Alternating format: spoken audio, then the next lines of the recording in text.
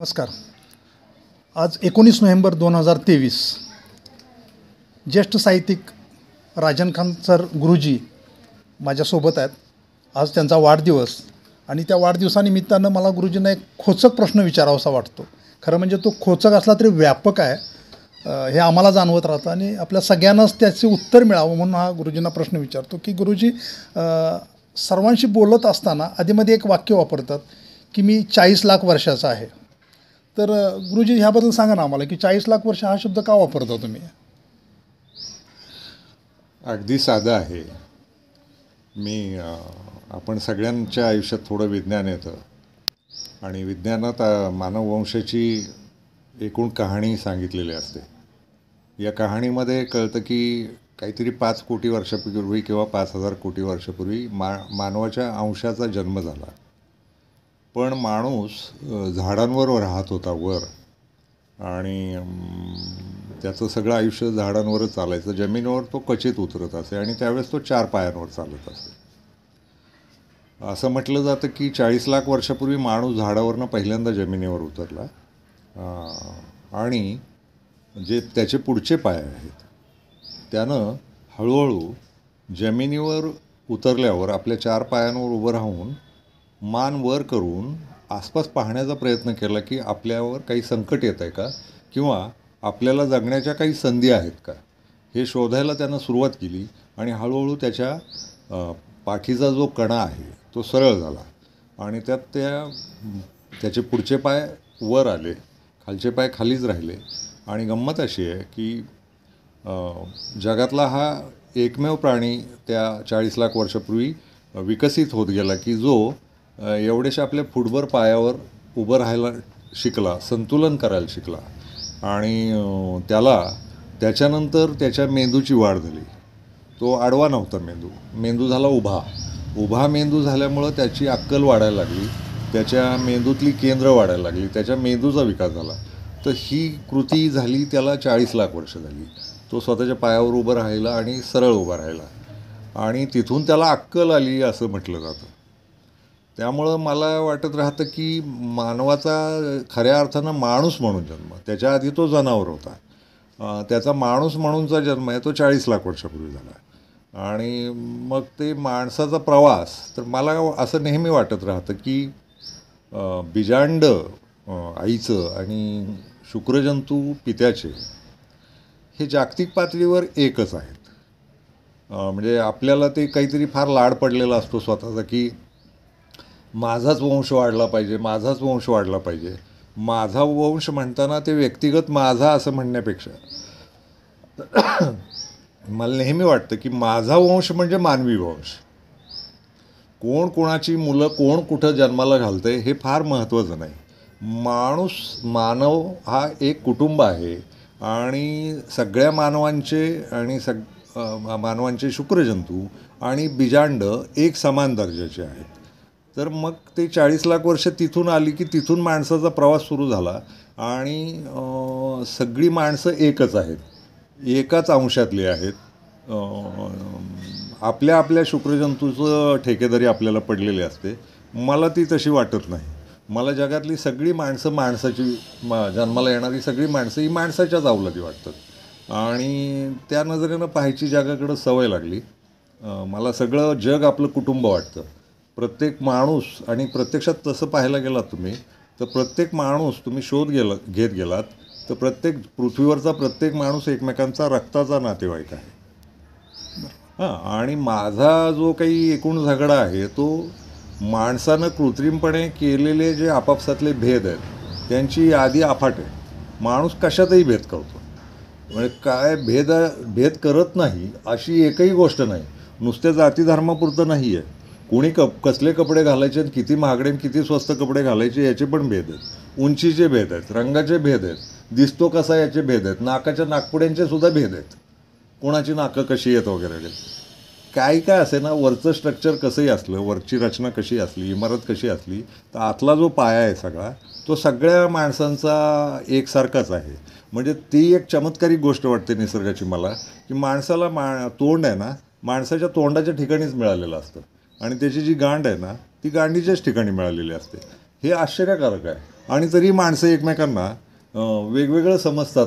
मी आणि तो वेगळा आहे, आमच्यात तुमच्यात, आमचं असंच असतं, तुमचं तसंच असतं, काही नसतं.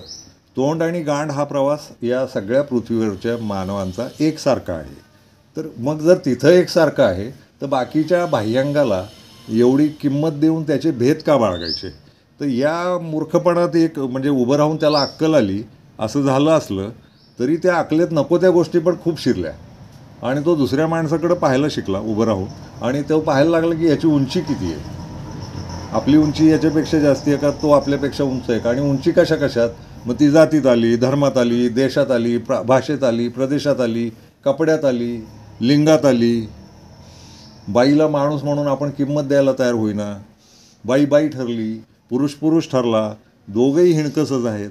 मग मला वाटलं की मी ते सांगत राहायला पाहिजे की तुमचा आमचा प्रवास, माझं एकट्याचं वय 40 लाख वर्षात झालेलं नाही आहे. या पृथ्वीवर जन्माला येणारा प्रत्येक माणूस आज 40 लाख वर्षाचाच असतो.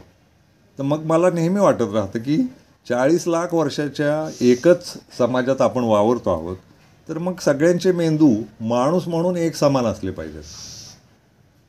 आपण किती भेद करतो ना, अन्न, मला हे आवडत नाही, मला हे खूप आवडतं वगैरे, या गोष्टी मिथ्या आहेत.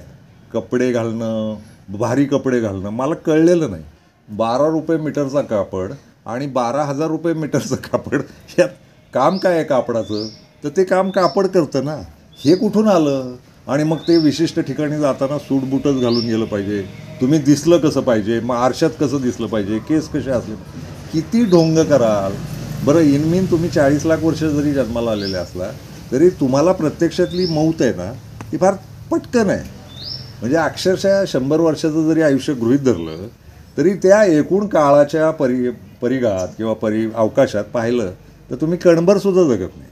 कणभर जगण्यात नखरे किती करणार आणि भेद किती करणार, ते या भेदांविरुद्ध बोललं गेलं पाहिजे. 40 लाख वर्षापूर्वीच्या माणसाला ही अक्कल होती असं मला वाटतं.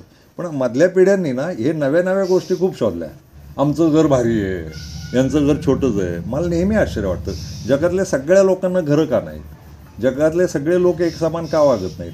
जर मरण सत्य आहे, मरण एक समानच आहे, जन्म एक समान आहे, तर मधल्या या थोतांड गोष्टी कशाला आणल्या तुम्ही? म्हणजे कारण काय आहे त्याचं? एवढे भेद का करता? तुमच्या साध्या घरात सुद्धा भेद असतात. पैसा कमावणारा कारभारी असतो आणि तो भाव खात राहतो माझा पैसा म्हणून. त्याचा कसला पैसा आला आहे? पैसा समाजानं तयार केला आणि जगायची सोय म्हणून चलन वापरलं, त्या चलनातही भेद करतात. मग कारभारी जो आहे तो भाव खाणार, कारभाराच्या सगळ्यांनी आज्ञा ऐकणार, मग ज्येष्ठ आहेत, कनिष्ठ आहेत, किती भेद आहेत. ह्युमन म्हणून, माणूस म्हणून एक समान दर्जाची किंमत द्यायला कधीतरी शिकलं पाहिजे. 40 लाख वर्षात मानवजात जन्माला जरी आली असली तरी 40 लाख वर्षात माणूसजात बेअक्कलसुद्धा झाली. याचा पुरावा म्हणजे तुमच्यातले भेद.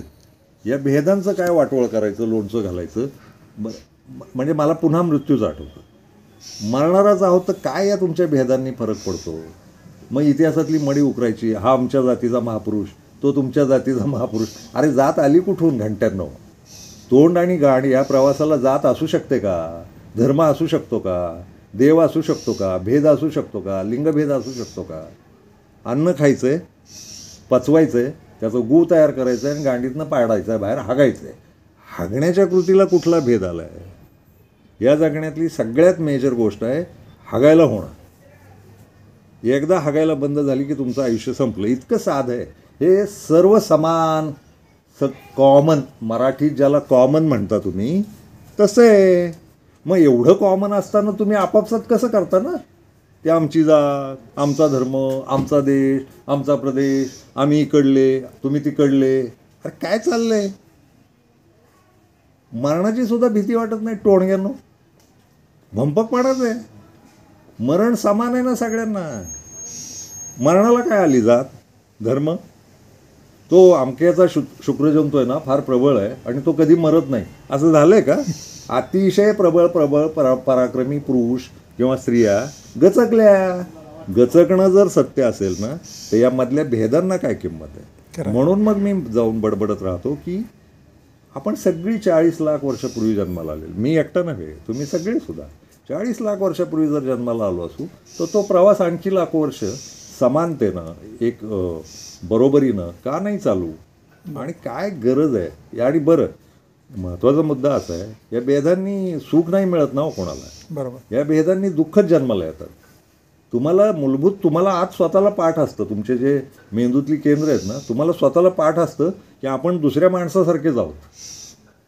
दुसऱ्या माणसाला नाकाच्या ठिकाणी नाक आहे, ते श्वास घेतं. डोळ्यांच्या ठिकाणी डोळे आहेत, ते पाहतात. रक्तवाहिन्या आहेत, पांढऱ्या पेशी आहेत. सगळी आतली यंत्रणा आहे ती एकसारखी आहे, सगळी यंत्रणा एकसारखी आहे. आणि जन्म आणि मृत्यू एकसारखा आहे. आणि तरी भेदाभेद, तरी मारामाऱ्या, अस्वस्थता, घरापासून दारापर्यंत कुठंही जा भेदांचे ढिगारेच आहेत.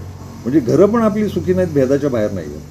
त्याची एक चिडचिड होत राहते माझी की एवढं मूलभूत ज्ञान हे देण्याची, बरं याच्यासाठी शाळेत जाण्याची गरज नाही ना. बरोबर. तुम्ही जन्माला आल्याबरोबरच हे ज्ञान होतं ना. आणि तुमचे जे कोण तथाकथित जाती धर्माचे दुसऱ्या लोक असतात बसलेले शेजारी, तुम्ही पाहताना त्यांना आपल्यासारखंच, अरे नाकानं कसा काही श्वास घेतो, हा अमक्या जातीचा आणि ही जात लय उच्च दर्जाची आहे, मग नाकानं श्वास नाही घेतला पाहिजे ना त्यानं, खालनं श्वास घेतला पाहिजे. बरं ते जेवताना सगळे समोर पाहत असतो आपण. हॉटेलमध्ये गेल्यावर कोण कुठल्या जातीचं आहे बघा, खाताना दिसतात का, ते तोंडानंच खात असतात. खरं. गंमत आहे ती. म्हणजे ही गंमतसुद्धा साधी गंमत मानवी आयुष्यातली जर तुम्हाला कळणार नसेल तर तुम्ही बथ्थड आणि मूर्खच आहात.